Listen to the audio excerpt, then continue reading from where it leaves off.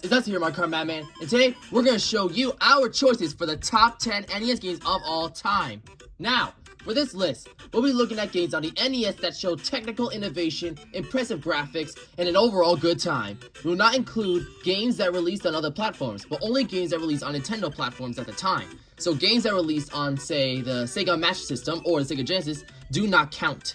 And with all that out the way, let's get started. Alright, at number 10 is Excitebike, released in 1984 in Japan and 1985 in North America. While it may not be chock full of content, Excitebike has some extremely solid gameplay and provides a few good hours of entertainment, which is not something I can say about most NES games. The controls are tight enough that every turn counts, and breaking your high score is satisfying in every way. Undoubtedly, Excitebike is one of the most well-rounded games on the NES and is for sure well worth your time. Next up at number 9 is DuckTales, released in 1989 worldwide.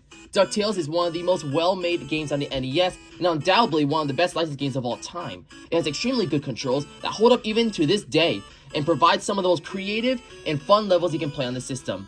Definitely a title you cannot miss.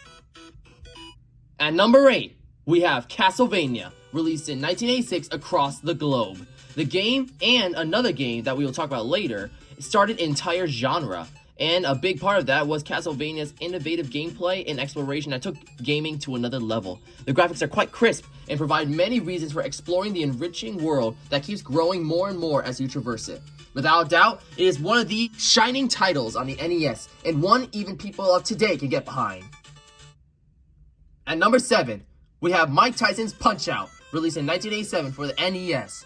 This game is undoubtedly the best boxing game on the system, and even lets you fight the one and only Mike Tyson. With smooth controls and even smoother combat, Mike Tyson's Punch-Out! Nails the feeling of boxing without feeling overly complicated or overly simple. While this version of Punch-Out! Is impossible to play nowadays unless you track down an old cartridge, it is for sure the best version of the game and deserves to be checked out by the masses. At number 6, we have Contra, released in 1988 for the NES.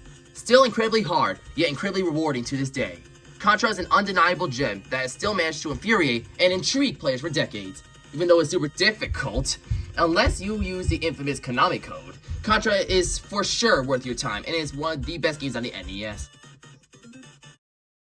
At number 5, we have Kirby's Adventure, released for the NES in 1993. This game was a bit of a late bloomer due to the fact it was released after the Super Nintendo came out, but that doesn't stop this game from being any less fun to play. It might be incredibly easy, which is an oddity for classic games, but Kirby's Adventure does a solid job of bringing Kirby to home consoles for the very first time, with creative level design and graphics that are very impressive for an NES game.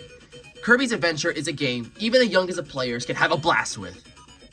At number 4, we have Mega Man 2, released in 1988 in Japan and North America. Mega Man 2 redefined what the original game was by expanding on the concept of a linear level design and giving players the freedom to play the game at their pace.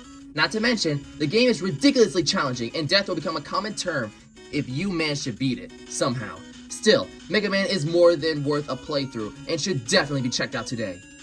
At number 3, we have The Legend of Zelda, released in 1986 in Japan and North America.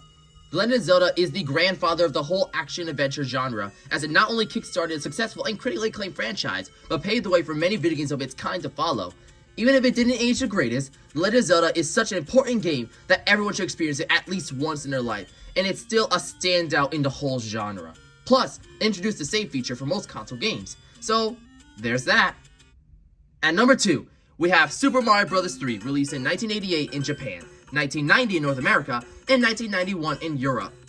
Those poor Europeans. This game is an absolute blast today, and that is not an exaggeration. It feels like a modern game in a retro art style, as it undoubtedly aged the best from the entire NES library. It also introduced many features and power-ups that will be used in many Mario games in the future.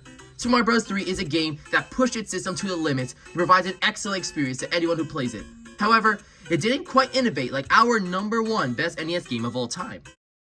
Now, before we get to our number 1, we'd like to give an honorable mention, Metroid. Now, Metroid was definitely a very innovative game of its time. However, it can be very hard to go back to. Now, the problem mainly was that Metroid didn't have a map, so traversing the world can be almost annoying. But if you actually find a map online, then the game can be extremely fun and shows exactly why it was such an instant classic.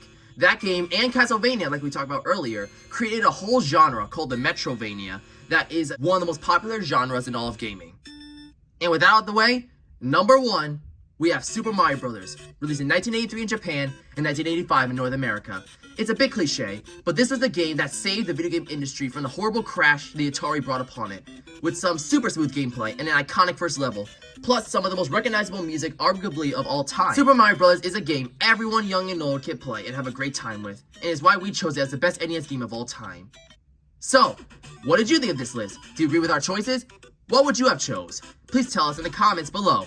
If you haven't already, be sure to like, share, and subscribe. Thanks for watching. We'll catch you in the next one. Peace.